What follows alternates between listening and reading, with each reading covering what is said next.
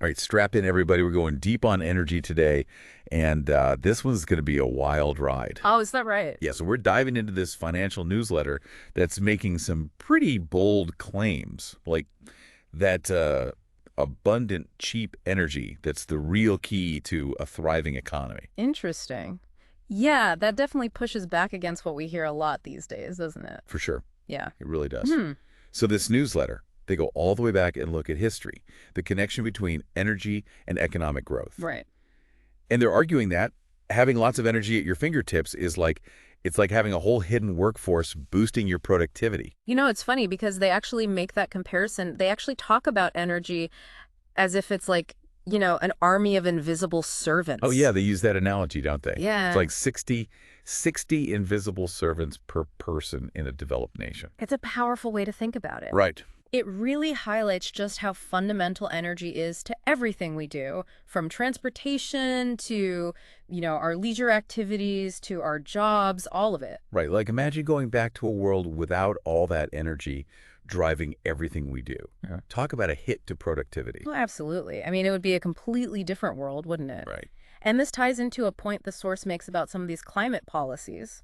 The ones that, might make energy less available or more expensive, right, could unintentionally hold back economic growth. Yeah, that's one of their controversial points, for sure. Yeah. And they don't shy away from controversy, this newsletter, do they? Not at all. They even go so far as to say climate change is a scam that's used to target certain economies. I know that's a strong statement, I get it. Yes, definitely. But we're not here to agree or disagree. We just want to understand where they're coming from. Exactly.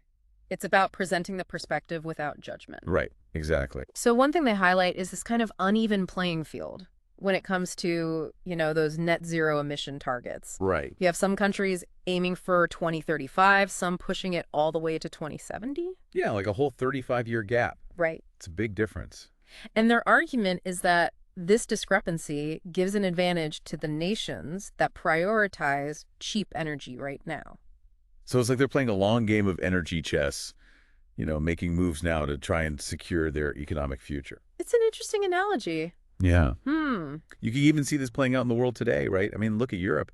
They rely a lot on renewables, right?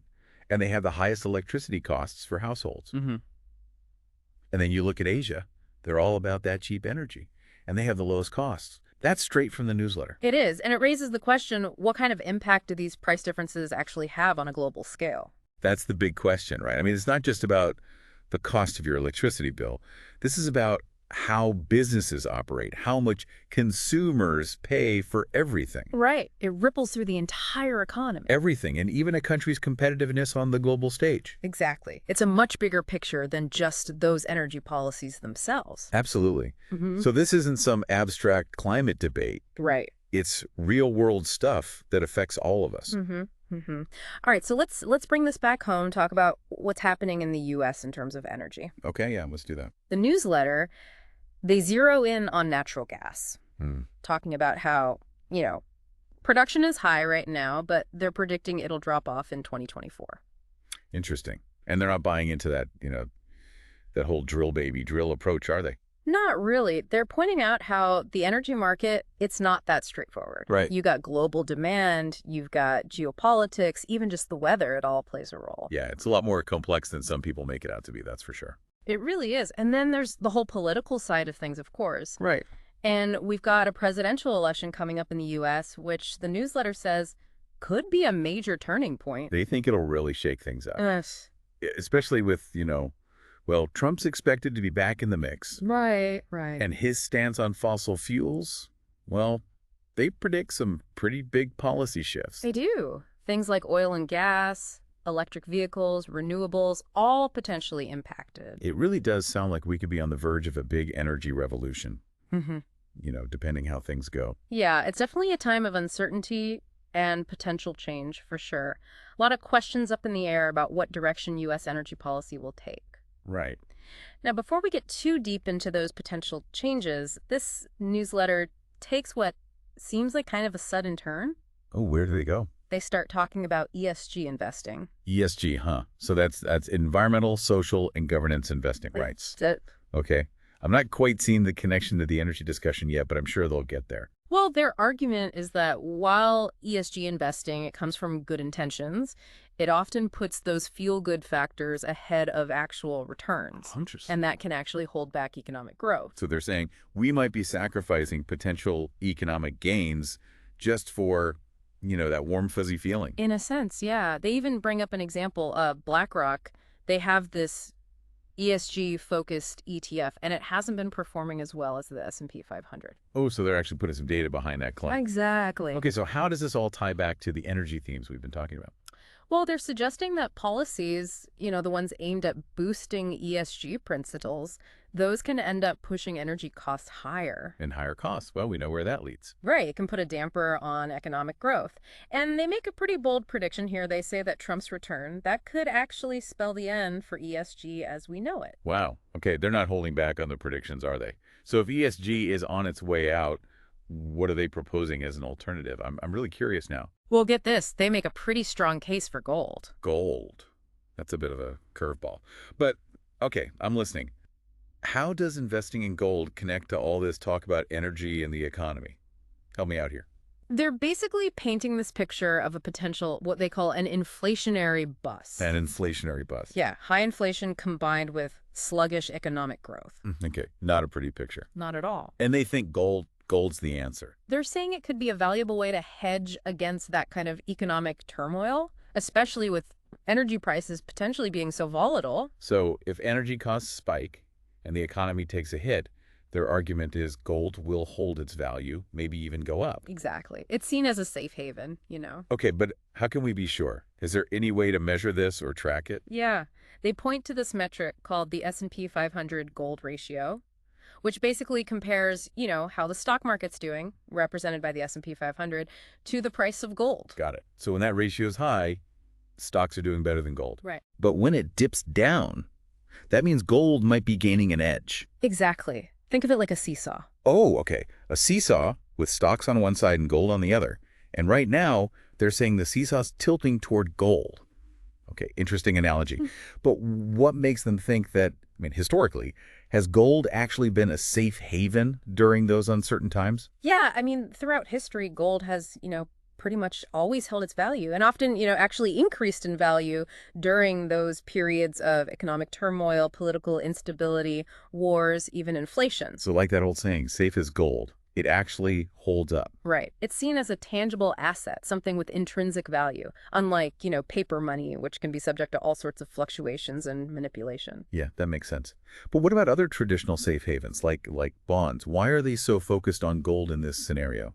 They argue that in this current climate, with the potential for this inflationary bust they keep talking about, gold could actually be a more reliable store of value, even compared to bonds. They see a scenario where those traditional investment strategies, they might not perform as well. And gold, well, it kind of emerges as a winner in this whole turbulent market situation. Okay, so gold is the winner. Got it. This newsletter is really full of thought-provoking ideas. I'll give them that. Mm-hmm. I got to admit, though, when they started talking about, what was it, anti-fragile assets, that's where I got a little lost. What exactly does that even mean, and what does it have to do with gold? That's a great question. And it is kind of a head scratcher at first. So anti-fragile, it goes beyond just resilience, bouncing back from challenges. Okay. It actually means benefiting from stress, from disorder. It's like, think of it like a muscle, how it grows stronger after a tough workout. Oh, okay. So it's not just surviving the chaos. It actually gets stronger because of it. Right. It thrives on it. So an anti-fragile asset, it basically likes when things get messy. Yeah, you could say that. But how does that apply to gold in particular? What makes gold anti-fragile in the context of all this energy talk we've been doing? Well, they argue that gold is anti-fragile because it tends to perform well, when things get really chaotic. Like when? Like economic turmoil, political uncertainty, rising inflation, all that stuff. And they believe that the very energy policies they're critiquing, the ones that they say could restrict or inflate energy prices, those could actually create the kind of instability that benefits gold. So it's like, if those policies lead to economic problems, gold becomes more valuable, which then proves their point. That's how they see it playing out. It's a bit of a self-fulfilling prophecy, you could say. But, it's important to remember no one has a crystal ball here. This is just one perspective, and there are always other opinions out there. I mean, you could find financial experts who'd argue that bonds are still the way to go, that they're still a safe haven, even in this environment. Right, exactly. You always got to look at all sides of the story, do your homework before making any decisions, especially when it comes to investments. Always good to talk to a financial advisor, someone who knows your situation. Well, this deep dive has definitely given me a lot to chew on, that's for sure. Me too. I always find it fascinating to, dive into these alternative viewpoints, challenge those conventional ideas we often hear. Yeah, for sure. Now, if you're ready, maybe we could shift gears a bit. Yeah, let's do it. Circle back to those climate policies, the ones the newsletter was critiquing earlier. Yeah, let's get back to that. Remember they called some of them a scam, which is a pretty strong word. Yeah, it is. And again, we're not saying we agree with that view, but I am curious to dig into their reasoning a bit. Well, it seems like their main issue is with how inconsistent countries are in their approach to those net zero emissions targets. Right, like some are shooting for 2035, others are all the way out to 2070. Exactly. And their argument is that this creates a really uneven playing field and could actually put those with more ambitious goals at a disadvantage. Yeah, it's almost like a race where everyone starts at a different point, Yeah. right? Yeah, kind of. And they seem to think that focusing on cheap energy now, well, that might give some countries an edge in the long run. Like a strategic move. Right. Those countries that prioritize affordable energy, they might attract more businesses, more investments, and potentially see faster economic growth. While the others with those stricter, more expensive policies, they could struggle to keep up. That's their take. It's this tricky balance between, those environmental goals and the economic realities. For sure. And they use that example of Europe, how they rely so much on renewables, and now they've got these really high electricity prices. Mm. It seems like they're worried that those policies, they might actually make the transition to clean energy harder if they make it too expensive and disruptive, for businesses and people. Yeah, that's their concern. And it's not an unreasonable one. I mean, if that shift to clean energy feels like too much of a burden, it could lead to pushback and slow everything down. Right, makes sense. So it really raises the question, what is the best way forward? How do we find that sweet spot between, the urgency of dealing with climate change and the need for a stable economy? Well, this newsletter, they seem to be advocating for a whole different approach. Yeah. Instead of, restricting certain types of energy, they think we should be focusing on innovation, on technological advancements. It's an interesting perspective, puts the emphasis on solutions rather than limitations. Right. They believe that breakthroughs in clean energy technology, that could be the real key to, achieving both environmental sustainability and economic prosperity. So instead of trying to pick winners and losers in the energy market, we should be focused on building a future where clean energy is so efficient and affordable that it just naturally wins out over fossil fuels. That's the idea. It's a vision where innovation is the driving force behind the transition, not just top-down policies and regulations. And they actually point to the shale revolution in the U.S. as an example of how those kinds of technological leaps can really shake things up. Yeah, that's a great point. The shale revolution, it led to this huge boom in natural gas production. It did. And lower energy prices, more energy independence for the U.S. But can we really count on innovation alone to solve this whole complex issue? What about the role of policy and individual choices, all of that? I think it has to be a combination, a multi-pronged approach. Innovation is key, absolutely. But it needs support from policies that, incentivize clean energy development, encourage investment. And in the end, it's also going to come down to individual choices, consumer demand. All of that's going to play a big role in pushing the market towards those sustainable solutions. Yeah, you're right. It really is a collective effort. We need governments, businesses, individuals, everyone working together to create a better future. But it is encouraging, to hear that this newsletter, they have faith in the power of innovation. It gives me hope that we can find those win-win solutions, the ones that benefit both the planet and the economy. I agree. And I think it's important to keep in mind that the future isn't set in stone. Like the newsletter said, it's shaped by the choices we make today. That's a great takeaway. It's a good reminder that we all have a role to play in shaping the energy landscape and creating the kind of world we want to live in. And whether you agree with everything in this newsletter or not, I think this deep dive has definitely given us all a lot to think about. Absolutely. It's challenged some assumptions, made us think about how interconnected energy, economics, climate change, all of it really is. And I think most importantly, it highlighted how crucial it is to explore different viewpoints, have these thoughtful discussions about complex topics. Couldn't have said it better myself. This conversation has been truly electrifying.